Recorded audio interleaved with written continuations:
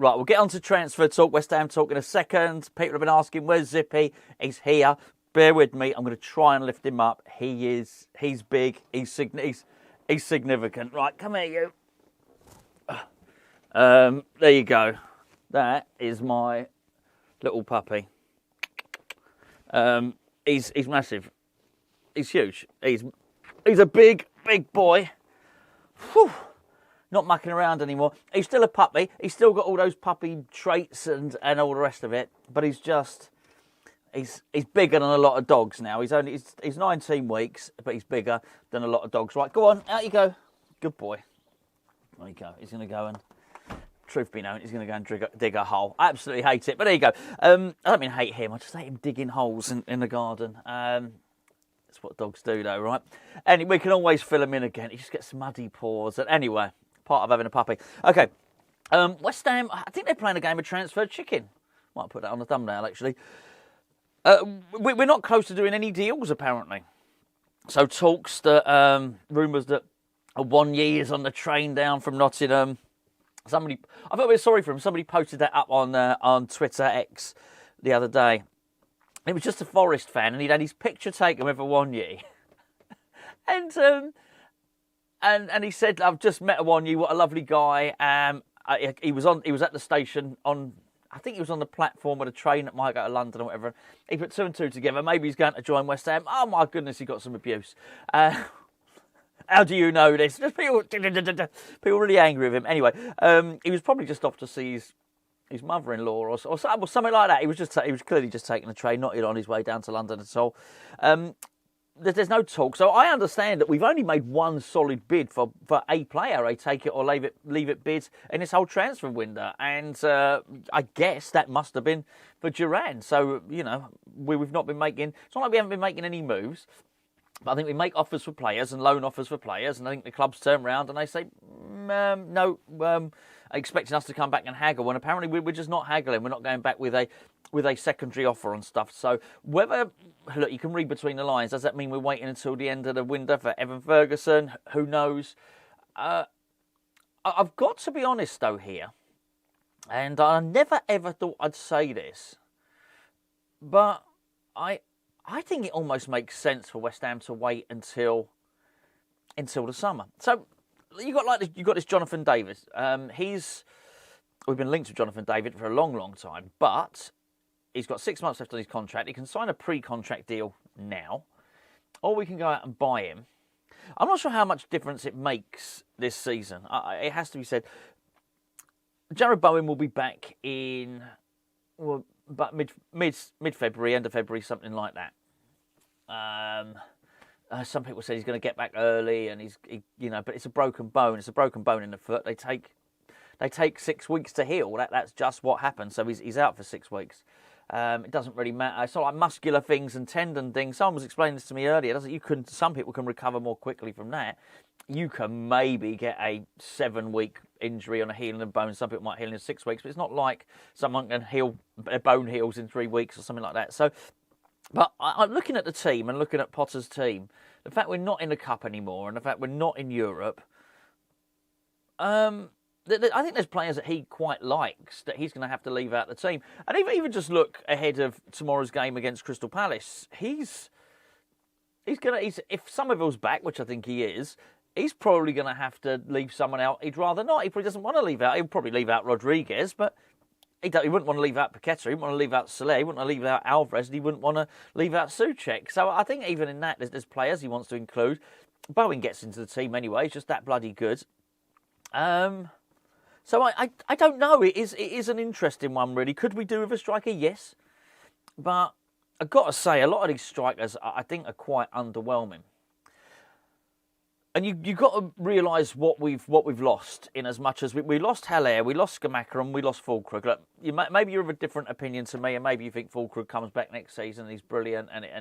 But again, I talk about evidence. There's more evidence that Füllkrug will probably not be here next season, or even if he is, he's going to spend large parts of it,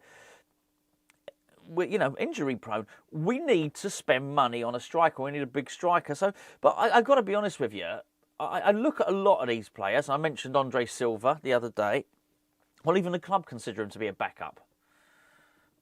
And I do think that maybe there's room for a loan signing to come in, but that's all I think it is. Because what's the point in going and spending, whatever, £30 million on Muniz? Is he ultimately that big, well, not big name striker, but that proven striker that we probably need up front? Because whilst this season might be, I'm not saying it's going to be low ambition. I think it's nice to be able to look up in the league, and it's nice to think we might be able to do something. But in many respects, he's got a free pass, Potter, here. Next season, realistically, we need to be pushing for those European places. Next season, we want to be a top 8 team. And I think if we're going to do that, then the investment in the summer really should be made on a striker, I think. And don't get me wrong, I think we need the midfielder as well, the energetic midfielder. I think that remains the case. But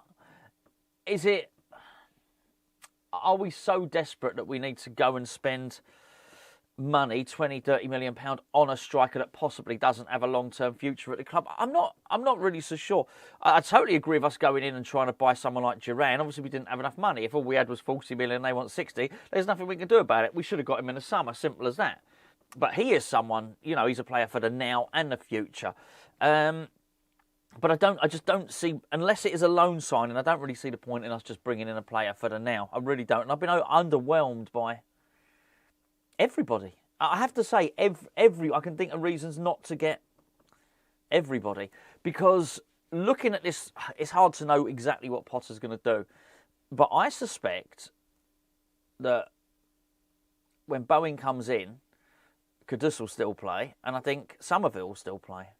And I think he really likes Paqueta. There's little doubt about that. The way he was speaking about him, listening to Potter in his transfer, in his pre-match press conferences, I think it's quite enlightening. Actually, it's really interesting to hear him speak. So he clearly likes Paqueta. It looks. I need to see more evidence, I think, to say players are under repair, but. I mentioned this when I did the preview with Gio. I think Lopetegui's making players worse. I suspect Potter's going to make players better. As I say, I want to see a little bit more evidence first, but it looks like it's going that way. I think I saw improvements from Edson Alvarez. If we see those improvements again against Crystal Palace, then you're gonna start looking at it and thinking, well, he's going to want to play these players. I just don't see. It would have to be a spectacular centre forward to come in. So what are we doing? Are we buying a centre forward to sit on the bench? Yeah, I mean, we probably would be, wouldn't we? And there's nothing wrong with that. I just think if we're going to do that, then maybe that's something we could probably. We don't need to be hurried into it. We still got Danny Ings there. He's going to go at the end of the season. It looks like they're trying to get Maxwell Cornet to go. He returns to West Ham. We don't want to keep him. We want to get him out on loan. I just think there's a lot of players. We've got Soufal out of contract. A lot of stuff. We've got another rebuild in the summer, and I never ever thought I'd say this. And I thought, but. I can sort of see the sense in waiting on it, really.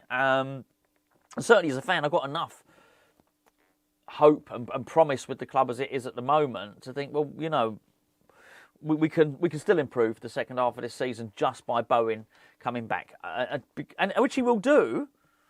And it's only in February, so what are we doing? We're going to buy a striker for a month? Well, do you know what? If we're really good, that month might make the difference between us qualifying for Europe and not.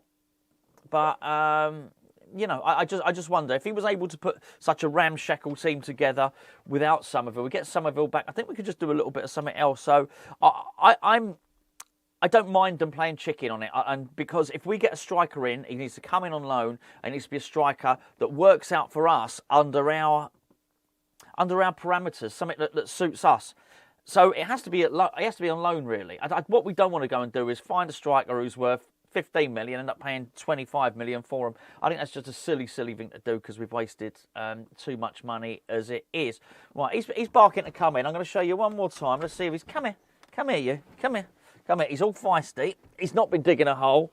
There he is again. Look at the size of him. Zippy. What are you doing?